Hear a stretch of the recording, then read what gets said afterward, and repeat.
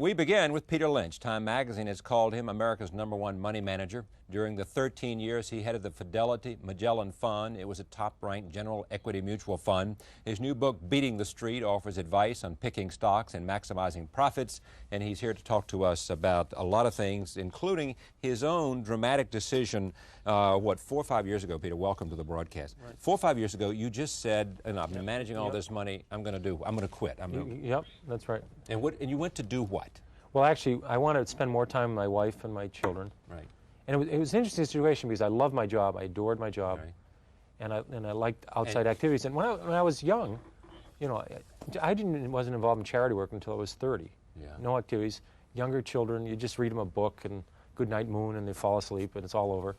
And when they get older, there's more time involved. So I enjoyed the family. Mm-hmm. But I was leaving for work at 6 in the morning. I was getting home at 7 o'clock at night, 6 days a week. This was in Boston? Yeah, traveling 14 days a month. It was just too much. So I said, I said, that's it, I can't take it. And fortunately, I had made enough money to say I could give up the job, so I didn't have to give up the family or the outside activities. And so what happened then? So you did what with your life? Well, I cut back from about a 80, 90-hour week to a 40 or 50-hour week, and in the morning, I make breakfasts and lunches for the kids, and I do the spelling words and the Spanish words, and Carolyn does the math and the science, and I see Carol in the morning, and off I go to a place. You have to go, in my opinion, you have to go somewhere to do something. If you stay at home, you wind up answering the telephone or watching cartoons, so or falling asleep, taking a nap, so she does the hard work. And I go, Fidelity gave me an office, and I have a secretary, and I spend majority of the time working on charity things like inner-city schools, inner-city libraries, inner-city housing, United Helping Way. people manage their money? Or No, not at all. None of that, no. Just some of the charities I'm on the investment committee of some of the Museum of Fine Arts. I'm involved in Mass General Hospital, and Boston College, but United Way. But all the extra things I added to were real hands-on, actually being involved in charitable activities. You wrote a book called One Up on Wall Street, and I think that's one of the best-selling books ever about Wall Street, if I'm not correct, and you can correct me. And so why then did you write another book? Okay. First of all, I was very lucky. I wrote it with John Rothschild. He made a big difference. But I think the reason I wrote it was I try to explain to people their great advantages, their edges they have, and that they should get involved in stocks. Right. And they should do it on the right basis. This was on the first book. Right. Yeah. And obviously I didn't make a great impression because the percent of people's assets involved in stocks has gone down. In 1960, people had 40% of their financial assets, including their house, in stocks and mutual funds. In 80, that was down to 25%. It's now down to 17%. And why do you think that is? Well, I think people, in the decade of the 80s was the best decade this century for stocks. I think people managed to lose money in the 80s doing it themselves because their methods were so flawed. So I really feel as though I wanted people to understand. I don't want anybody to buy a stock. I'm saying if you're going to buy a stock, you should do certain things. Right. If you're not willing to do these things, you should leave your money in the bank. Your philosophy is simple, and I'm remembering this from the previous book. I think we're now talking about the previous book. Correct. Your philosophy was if you find something that you identify with. I remember there was a story of your wife and her hose. Yeah. Your wife kept saying, these are legs, legs and panties. Your wife said, these are the greatest things I've ever seen. Right. And when your wife said that, you knew that this was a product that was better. Right. You used to stay at La Quinta Motel. Right. And the service was better, whatever was better. Right. The price was good. And the price was good too. And you said, this is a place that I can determine. I, Peter Lynch, can tell that this is a good product, right? That's right. And if these people are making a good product, then their earnings are going to go up, therefore the stock's going to go up. Right. And that's the kind of decision-making process you ought to go through. Right. Do I have it? You've got it exactly right. Well, I don't think people understand there's 100% correlation with what happens to a company's earnings over several years and what happens to the stock. If the company, McDonald's has done very well as a company, the stock has done very well. People worry about too much money supply, what's happened to the price of oil, who's the president, who's being nominated for the Supreme Court, it's all the ozone earnings. layer. It has nothing to do. McDonald's earnings go up the next 10 years, the stock will go up. Yeah, but what they will say to you, Peter, is that, as you know, and why am I telling you this, but anyway, it's fun to tell you this, they're telling you that these other things influence the amount of earnings of a particular company. Yeah. If we're in a recession, people are not going to spend as much money on going to the movies or whatever they do. And therefore, you got to pay attention to these other things because they impact on earnings. They are very important, but you have no idea of knowing what they're going to do. Alan Greenspan's the head of the Federal Reserve. He cannot predict interest rates. He'd be the first to tell you. He can influence them, but he can't predict them. He cannot predict what long-term interest rates are going to be 1 year from now, 2 years from now, 3 years. He's even surprised how low they are now.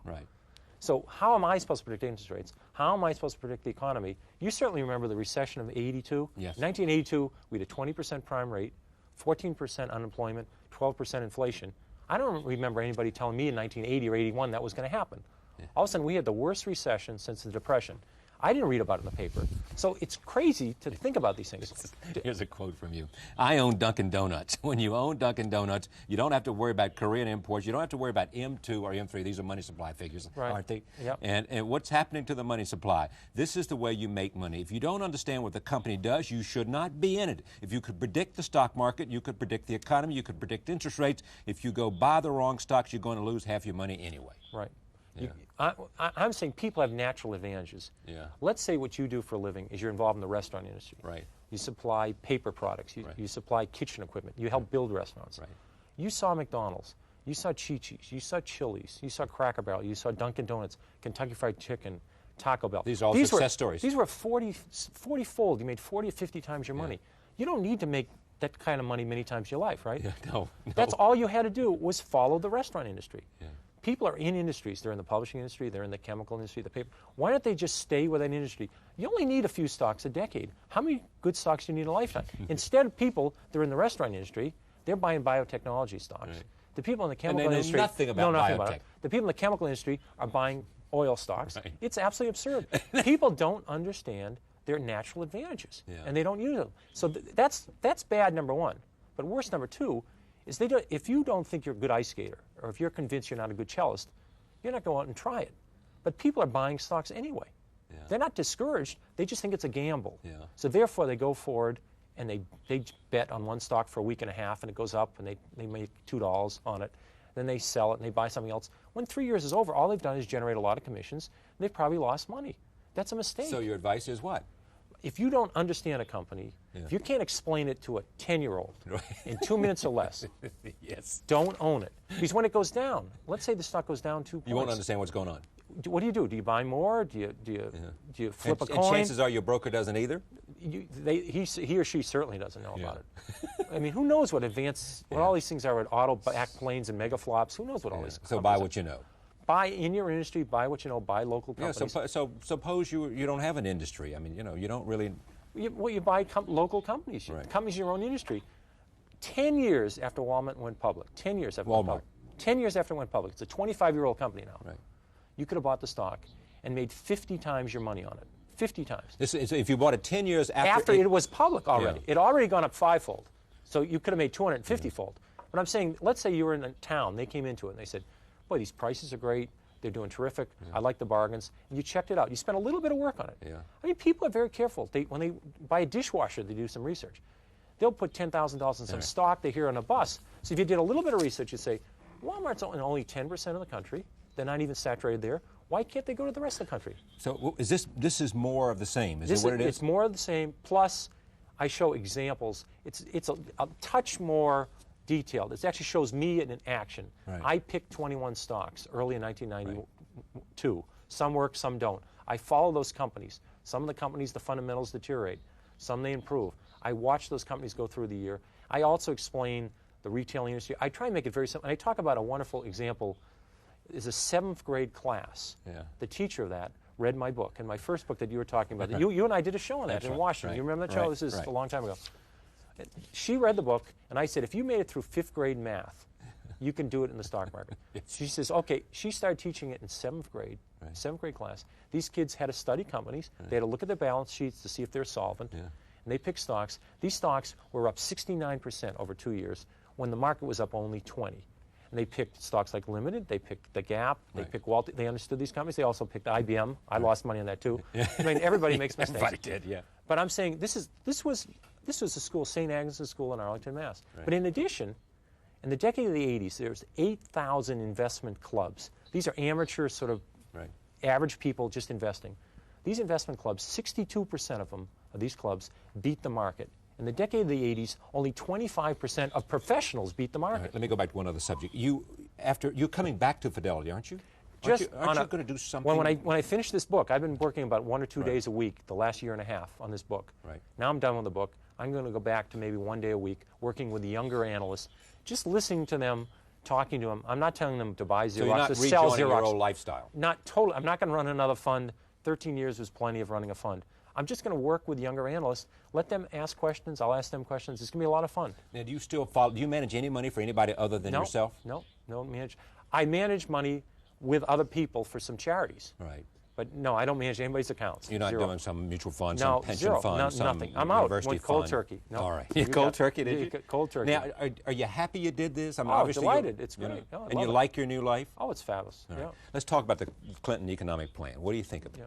Well, I think his theories are excellent. You know, we clearly. Which theories are excellent? Well, he claims that we're going to do more investing and less spending. Right. And that statement you can't argue with. Less consumption, more saving. You absolutely have to invest more in education. You have to invest more in companies. You have to invest less in just spending money. I mean, today people are encouraged to spend. You spend money. Let's say you put an addition on your house. Right. You spend money on that. That you can get a tax deduction because the interest on it is tax deductible. Mm-hmm. If you invest, if you take your money and put it in the bank, you're taxed at a very high rate. They have this incredibly unfair term. It's called unearned income. Every time I do on the income taxes, and I fill out the number for what you made, the money you put in the bank, and it's called unearned income. It's an insulting term. But anyway, if you buy a stock and you make money on it, you pay a 28% tax on it. Yeah. Guess what the capital gains rate is in Japan? Capital gains rate in Japan is 10%. Zero. Right. I mean, we're not encouraging people to save. We're not encouraging people to invest. So we're encouraging people to spend. You're in favor of the elimination of the capital gains tax that Bush proposed? Reducing it or eliminating it. And I'm glad that Clinton didn't raise it. I mean, he raised other taxes. This fairness thing I understand. And what about this tax the rich business? You buy that? I think fairness, it's a debate what's fair. I certainly think raising taxes is appropriate if it's at the same time you cut the spending. It's a lot easier to raise taxes than cut spending. If we can cut spending and get government's share of the gross national product reduced, it'll be fair. But our country works very well. It's working extremely well. I mean, you just don't want it to spin out of control. You don't buy into the stimulus package, though. Don't buy into that at all. You believe that we don't need to go out and create jobs Charlie, for people. we've had 8 recessions since World War II. We've got out of every one of them. This is number 9. There's nothing unique about the system. We'll get out of this one. And the decade of the 80s, the 1980s, we had 18 million jobs in the United States. Yeah, but as soon as you say that, as you know, people are saying, yeah, Peter, but look what we did. When Ronald Reagan came to the White House, the deficit was what, $70 billion, $65, $70 billion, and now it's approaching $350 billion. Right. And the amount of money that we have to spend to pay off the interest on that debt is saddling us and destroying us and destroying what, You're right. I agree. You're right. I agree with that. Don't tell me how many jobs we created in the 1980s, because you can always create jobs if you're willing to. No, the government didn't create that. Right. The 500 largest companies in the 80s eliminated 3 million jobs. Eliminated 3 million, and we added 18 million. These 2.2 million businesses started. 2.2 million businesses started in the 80s. Now, some of them didn't make it. Right. But if on average they have 10 employees today, that's 22 million jobs. The only thing that creates wealth, the only thing that creates taxes to pay for all these wonderful things is jobs. There is something magic about jobs, and jobs come from companies starting. That's what I was trying to say. Small companies create jobs, right? Create all the jobs. Yeah, right. So that's what I'm talking. This is not voodoo economics. This is the real thing. You have to encourage people to take some risk, to put their money out, and go start a business. It's a risky proposition. And you do that by what kind of government policies other than a 0 capital gains or a 10% capital gains? Lower interest rates. What's the capital gains at now? 28% plus. Okay. It's the highest capital gains rate we've ever had in the history of this country. Right. It's never been this high. I mean, it's terrible how high the capital gains rate is. That's not encouraging people to invest. What you want to have lower interest rates, lower paperwork. People start a business now. They have this much paperwork to fill out on that's forms. Regulation. They go crazy but over that's regulation. crazy. You've got to cut that out. Yeah. Oh, well, okay, but I mean, if a lot of people say why without those kind of regulations, then people would be dumping into the rivers and not protecting the environment. No, but these are regulations and what size. And not protecting the health of their employees. I mean, look what happened down in my home state of North Carolina because of the fire they had down there. I mean, people say if you don't have some kind of government regulation and companies aren't doing their job to protect their workers, then this is not the kind of society. But some of these regulations relate to the size of your paper clips. I mean, exactly. There's a lot of waste. I mean, some of this paperwork is mind-boggling. And sometimes you can do it with one piece of paper. That's it. Right. I mean, okay. that would be a good policy. I think Clinton really wants to make it work. Yeah. The capitalist system works. Obviously, you want to protect the consumer, and business people carry to extreme. When the oil monopoly and the steel monopoly, that's wrong too. I mean, I think trust should be broken up. There is a role for government. IBM, what happened to them? IBM had a wonderful business. They used to go to companies like Fidelity, Chase Manhattan, They used to come and explain to these people how to use computers. Yeah. They didn't know how to use computers. Yeah. They went to companies and went in with very talented, experienced people. IBM. And explained to people how to use computers. Today, all these companies, like Johnson & Johnson's, American, Bristol Myers, they have people in the company already that know computers backwards and forwards. Right. The same IBM people walk in with these solutions. They don't need all those people. So all these companies took IBM's business away from them? No, they do internally. They have experts internally now that are trained in, it's called now management information systems. They have all these fancy acronyms for it. They have skilled people. All they want now is software and a cheap box. They don't need all these. So IBM was dealing in a system that was very effective for 3 or 4 decades. Now the technology has moved to the chip.